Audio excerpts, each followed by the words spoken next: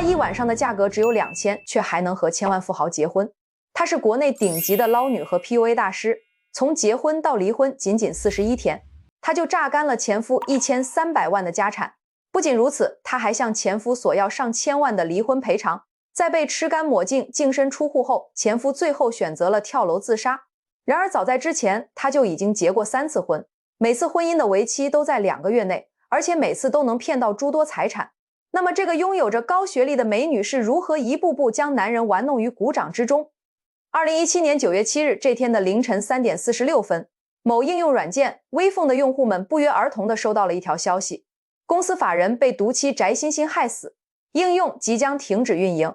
然后后面附带了翟欣欣的身份证和手机号。10几分钟后，软件的法人代表苏小茂就在北京海淀区某小区的天台上一跃而下，结束了自己的生命，年仅37岁。据了解，苏小茂被称为天才程序员，靠自己的能力白手起家，创办了北京业伟科技有限公司，在 IT 界内属于小有名气的人物。那么他的前妻翟欣欣到底是怎么样的一个人？他究竟做了什么恶毒的事，才能将一个 IT 界精英逼上了绝路？我们先从一段他对前夫的最后催命语音说起。你想把事儿搞砸是吧你？我明天去你家打死你去！小人，你不得好死！你说你被我害死，你死，你咋活的？大家好，我是微笑。当他的聊天记录被曝光后，揭开了背后的人心险恶。这期视频将深度的给大家剖析一下该案件，希望能让大家对婚姻观和爱情观有更深度的思考。2025年9月19日，闪婚41天就逼死自己新婚丈夫的翟欣欣，被北京市海淀区人民法院以敲诈勒索罪判处有期徒刑12年。而如今被她逼死的丈夫苏小茂已经去世整整8年。一位外表靓丽的校花，硕士毕业的高材生，如今却成为了被所有人痛骂的蛇蝎毒妇。翟欣欣这个名字更是成为了捞女的代名词。那么翟欣欣究竟是如何走到今天这一步？我们先认识一下男主角苏小茂。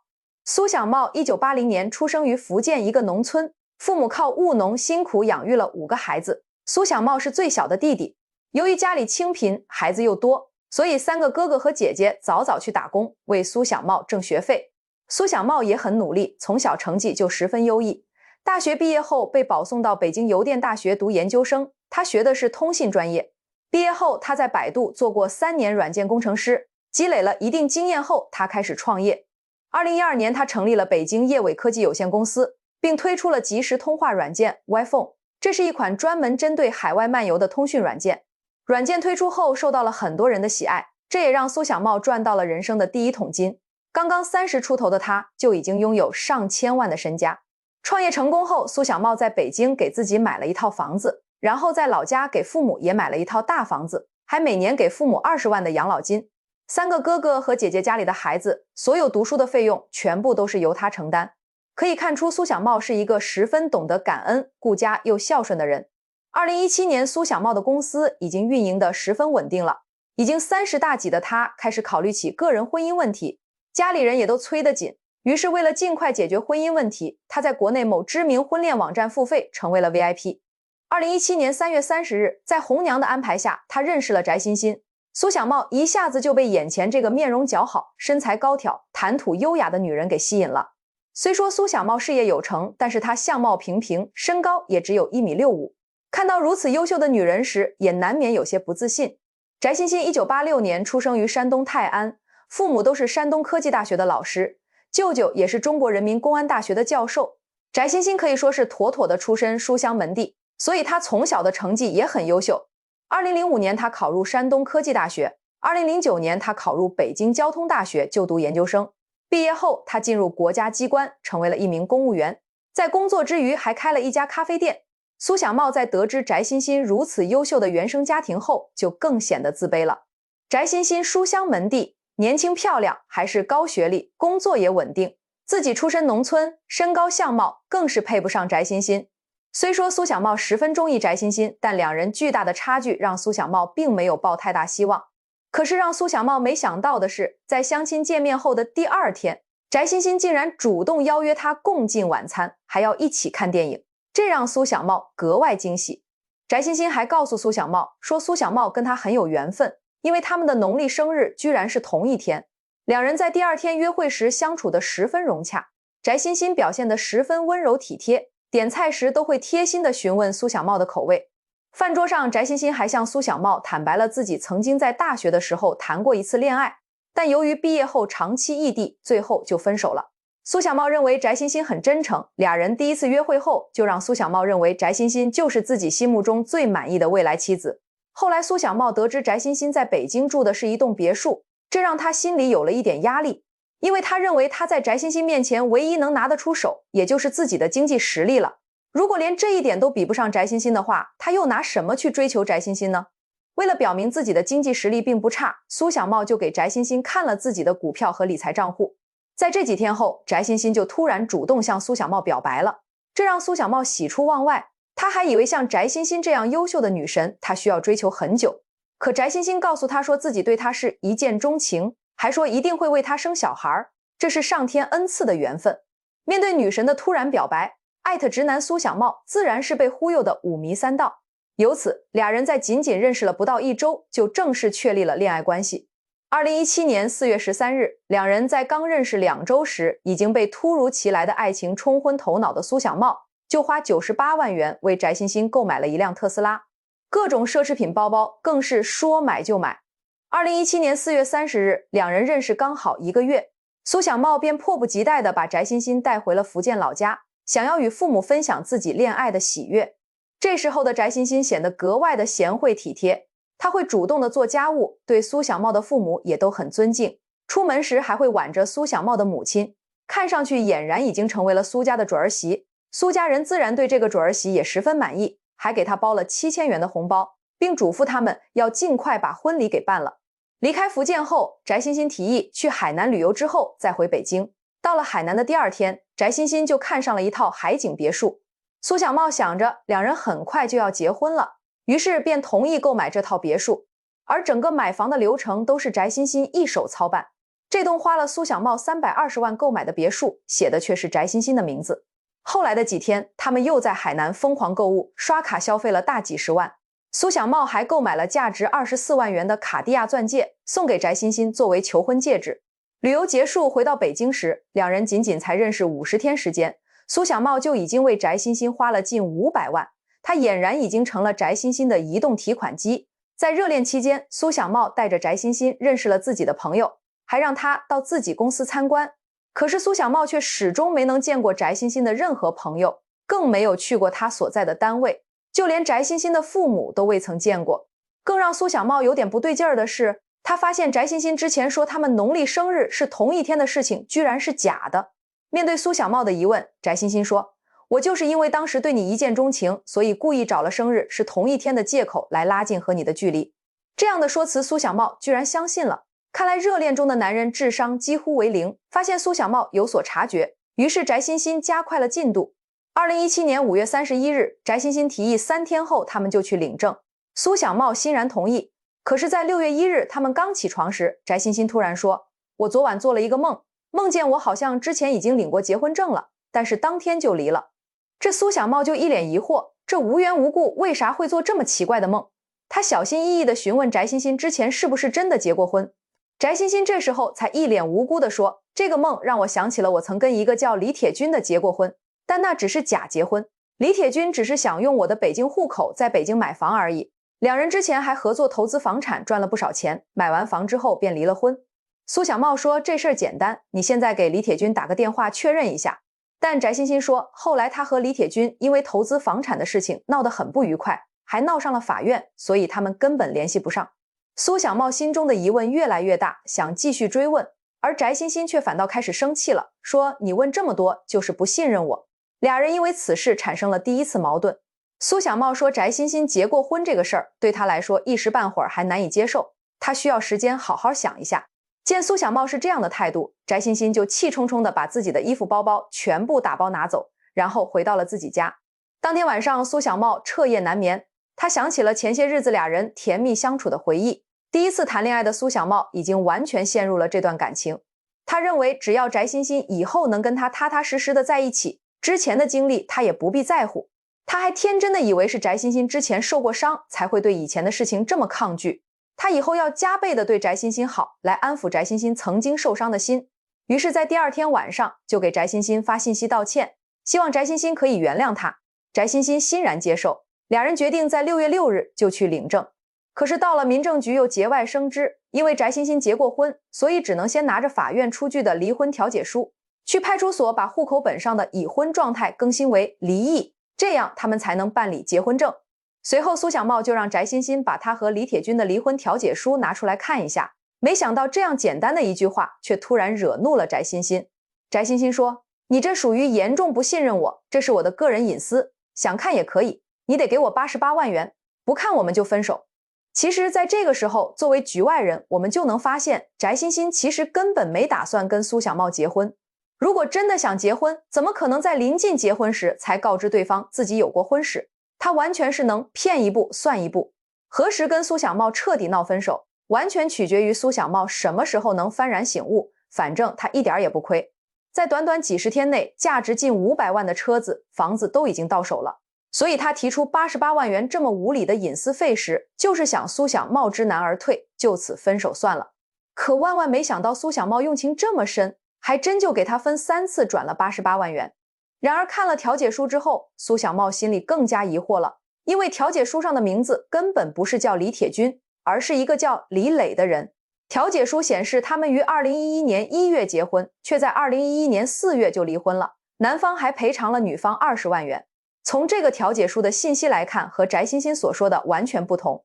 也就是说，翟欣欣之前说的那些都是谎言，这让苏小茂再次迟疑了，并跟翟欣欣说先不着急领证。可没想到这次翟欣欣却大发雷霆，大闹说，我都已经把婚姻状态调整为离异了，你现在又说要考虑一下，早干嘛去了？说着还直接一拳打向了苏小茂。苏小茂闪躲不及，眼睛被直接打肿了，因此俩人不欢而散。之后的几天，俩人都没有联系。可已经彻底陷入感情陷阱的苏小茂还是忍不住再次主动联系了翟欣欣，还发出了一大段小作文向翟欣欣道歉。见翟欣欣没有回复他还来到翟欣欣家附近，希望能当面道歉。可是翟欣欣不依不饶，说，我可不能这么轻易的原谅你，我之前跟你在一起就是太容易了，我要你再重新追我一次，直到打动我为止。还让苏小茂每天给他转5万元以表真心。就这样，苏小茂连续给翟欣欣转了9天时间，共计转账高达45万元，终于得到了翟欣欣的原谅。翟欣欣再次主动提出第2天就去领证，可是苏小茂说之前被打的眼睛现在还是肿着的，说拍结婚照不好看，希望再晚几天去，将来也有个好的回忆。这在常人看来很合理的请求，却再次激怒了翟欣欣，直接对苏小茂说，天天跟你求婚似的，那你滚吧。你又骗了我一次，你自己说这次该给我多少钱？苏小茂说，我今天下午卖了股票，就给你赚30万。直到这个时候，苏小茂都认为翟欣欣早晚都会跟他结婚，给他转的这些钱也还是自己的。俩人在几次的领证风波中，苏小茂就一共转账给了翟欣欣133万元。苏小茂在翟欣欣面前已经完全失去了理性思考能力。2017年6月7日，两人正式登记结婚。正当苏小茂还沉浸在新婚的喜悦中时，他怎么也没想到自己已经被彻底困进了任人宰割的情网中。领证之后，苏小茂为了分享自己的喜悦，就在朋友圈发布自己领证的消息，大家纷纷向他表达了祝贺。其中有一位女性是相亲网站当初给他介绍的相亲对象，也给他私信祝福他新婚快乐。可是这个信息却被翟欣欣看到了，他发现苏小茂在跟他相处的那段时间，居然还跟这个女的有联系，而且苏小茂在聊天中并没有告知对方已经恋爱了。这在翟欣欣看来，苏小茂是心存二心，他借此大闹，说苏小茂和别人搞暧昧是渣男，并在结婚刚满10天的时候提出了离婚。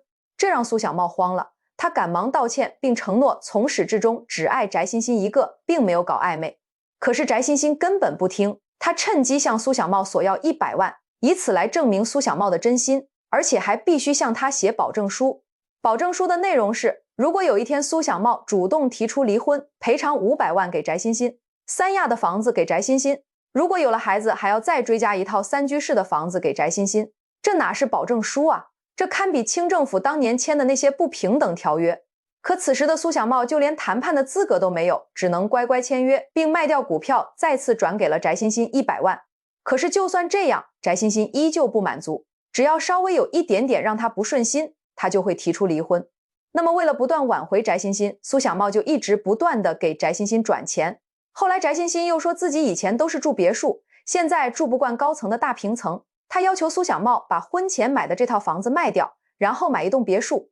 其实翟欣欣的心思再明显不过，无非就是想把苏小茂的婚前财产变为婚后财产，后面离婚时他才能名正言顺地索要这些财产。此时的苏小茂也后知后觉，认为翟欣欣似乎爱钱胜过爱自己了。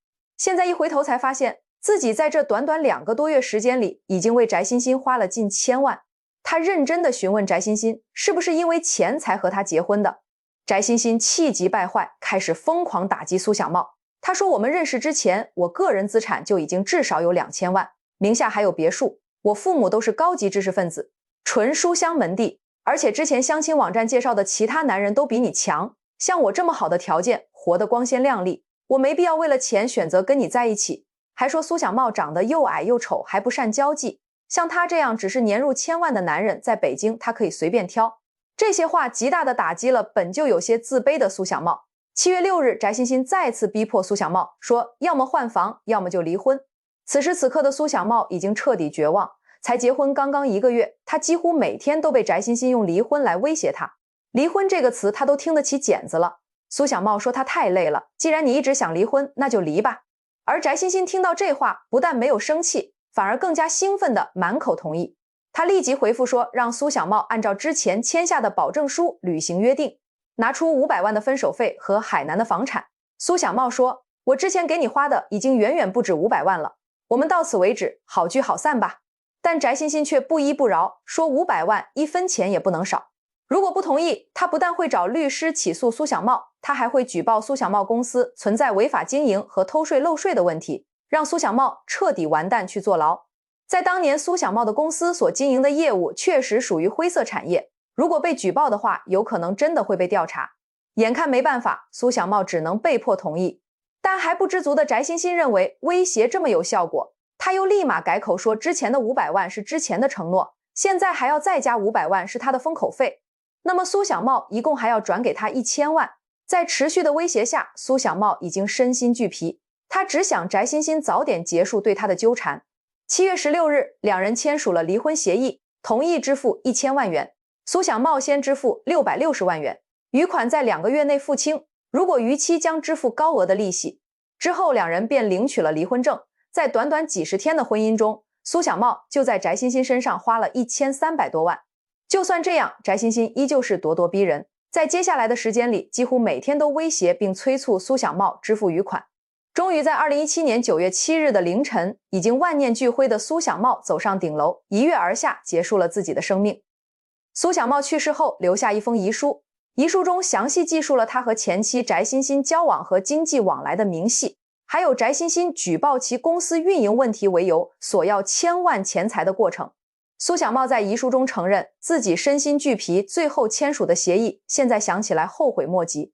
我没有及时跟我家人求助，现在后悔莫及。他们都那么棒，随时都准备在我身边支持我，我却选择一个人在北京孤军奋战。苏小茂的家人悲痛万分，他们要想尽一切办法为苏小茂讨回公道。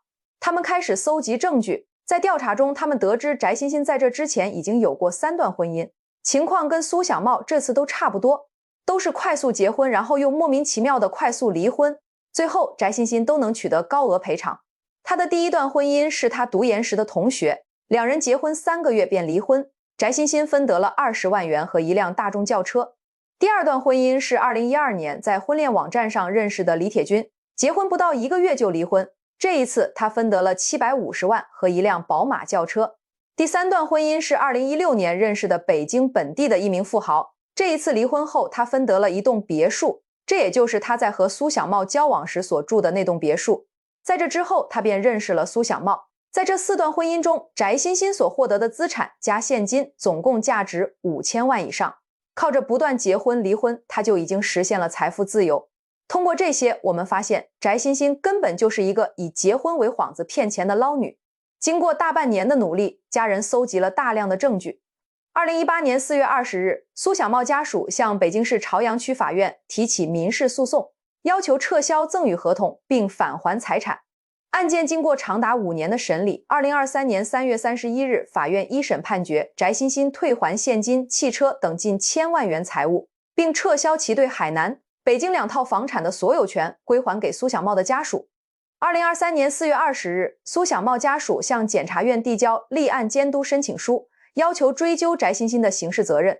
2023年5月20日，北京市公安局海淀分局对翟欣欣立案侦查，6月9日将其逮捕。经过将近1年的立案调查，基本确定了翟欣欣敲诈勒索的犯罪事实。2024年3月7日，案件移送法院审理。2025年9月19日，法院一审宣判。